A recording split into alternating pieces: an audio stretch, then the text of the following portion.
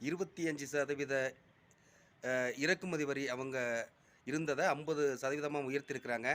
அது மட்டும் இல்லாம, நாங்க பால் விநியோகம் பண்ணுவோம், இங்க இறக்குமதி பண்ணுவோம். சீஸ் இறக்குமதி பண்ணுவோம்.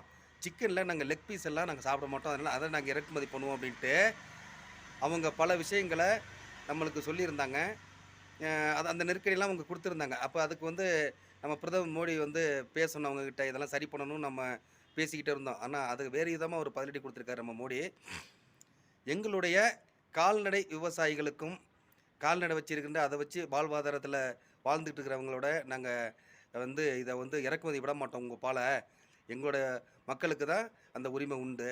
அதேபோல விவசாயிகளுக்கும் சரி, இந்த தொழில் உற்பத்தி உள்ளவங்களுக்கும் சரி, மீனவர்களும் சரி, எங்களுடைய வாழ்வாதாரங்களை அழித்து, உங்களுடைய பொருள்களை இறக்குமதி செய்ய ஒருபோதும் நாங்க விரும்ப மாட்டோம். எங்களுக்கு